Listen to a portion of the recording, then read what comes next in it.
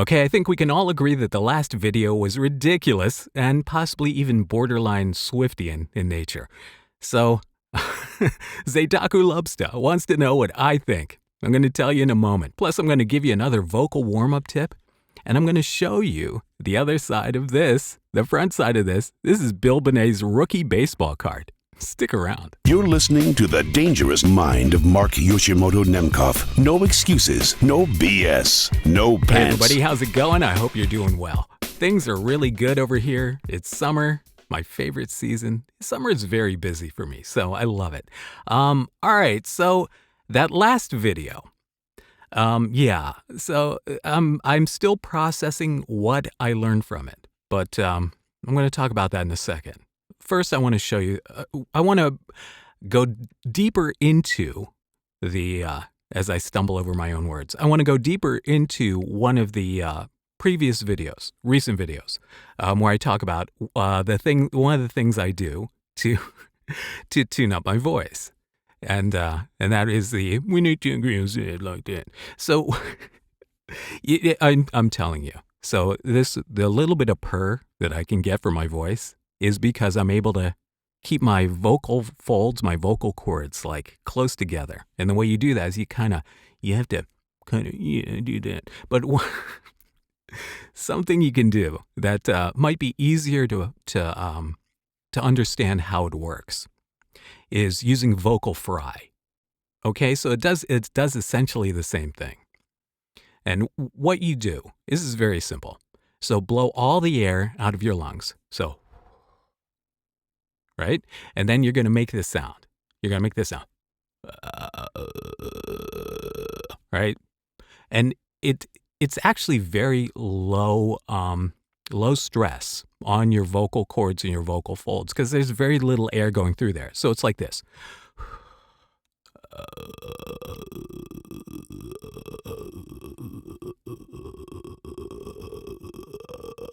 All right?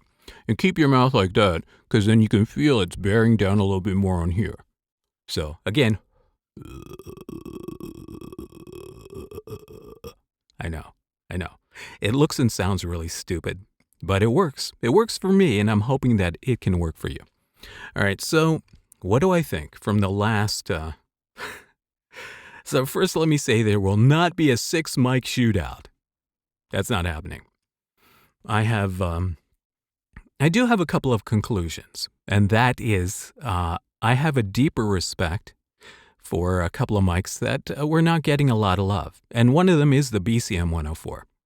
And although I don't feel like the BCM 104 recording that was in the shootout, maybe I think I could have maybe tuned that up with less EQ. I think there was EQ on it. So you're hearing it now with no EQ, which I seem to like a lot better. And overall, I feel like this is a very natural sounding mic. So this is a mic that's definitely going to stay. As for what other mics will stay and will go, I'm still processing that. And a lot of that has to do with the fact that my hearing, I'm recalibrating what I'm hearing. And I've been processing this whole thing. So, real quick, I had this really bad tinnitus for years that had probably been worsening for a decade. And over that time, it's like when that parable about putting a frog in a pot of water, and when you slowly turn the heat up, the frog will sit there and boil to death.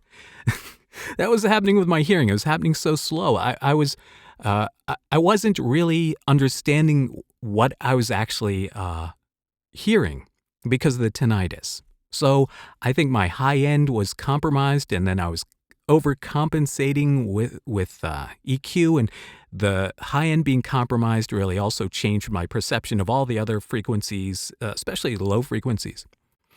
So that was one thing, and I was adjusting to that on a constant basis. And then when I got my tooth extracted and my tinnitus miraculously mostly disappeared, like 85 to 90% gone. I'm hearing things more clearly, so I've had to recalibrate the way I hear things, which is why I've been doing a lot of these mic tests recently. Because I appreciate your feedback, the feedback that I get from everyone who comments is extremely valuable. So thank you, thank you, thank you. And then, it helps me kind of come in here and just tune everything up. So I'm still processing it. I do really like the 104. The Soyuz, I think, will definitely stay. And beyond that, I'm not really sure. Probably the Twin, because I really do like the Twin on really high-pitched animation stuff. So we'll see. But, it really does. This job for me requires different tools because I do a lot of different kind of stuff. So when you're doing like natural, like sometimes, like I had to do a commercial where I was a guy talking on a phone. So it has to be a more of a natural tone than a punchy forward commercial tone. And then same day I had to do a narration for like a healthcare provider, like a PSA. And so it has to be sympathetic. So I can't be like punchy and in your face. That has to be a little bit more rounded. That's more of a Soyuz kind of job. So, it has been, it's been very eye-opening. So what do I think so far? So far, I think the one thing that I'm really taking away is that as much as I appreciate the Townsend and what it does and all the work I've done with it, I don't know if going forward the Townsend will stay in the booth. So that I've definitely made up my mind on. I'm probably going to my secret weapon, the DIY 87. I'm probably going to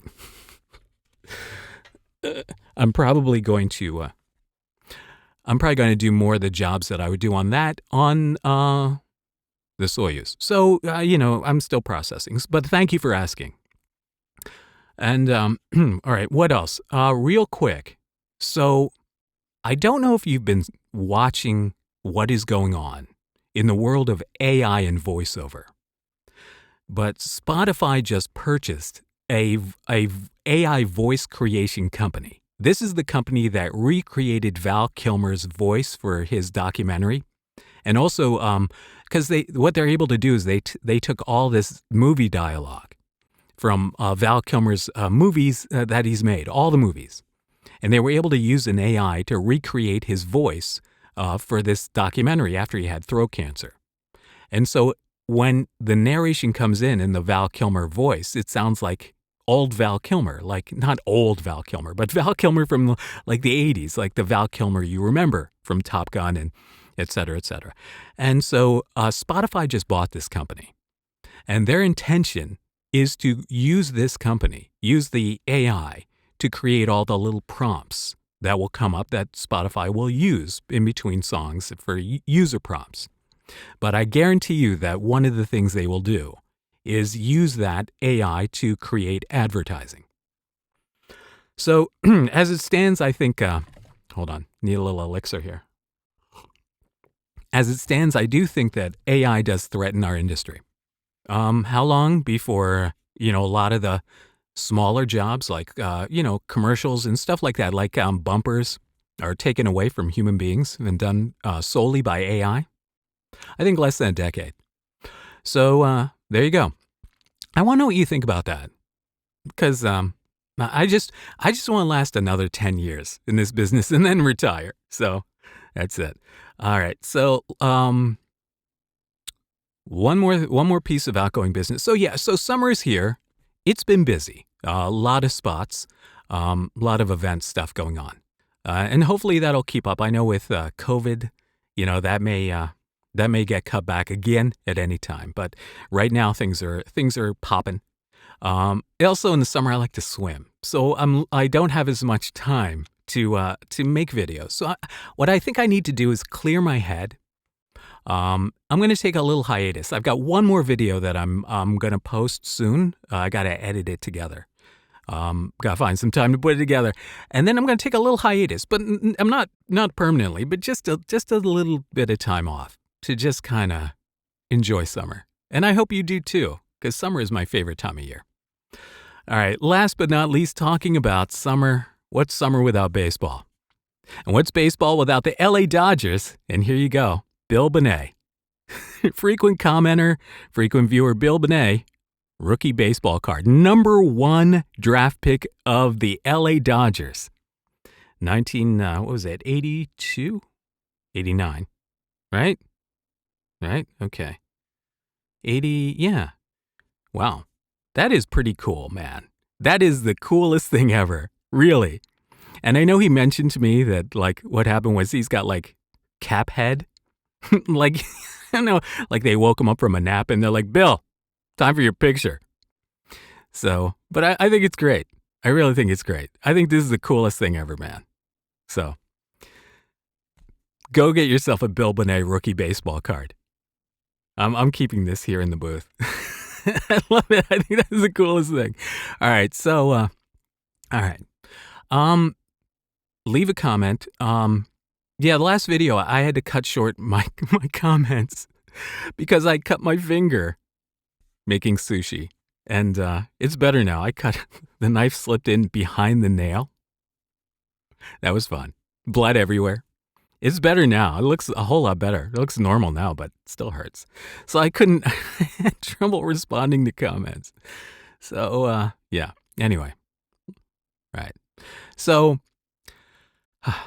right. I gotta get back to work. So anyway, I said so anyway like 4 times. So anyway, leave a comment. And until next time. This is Mark Yoshimoto Nemcoff, fading to black.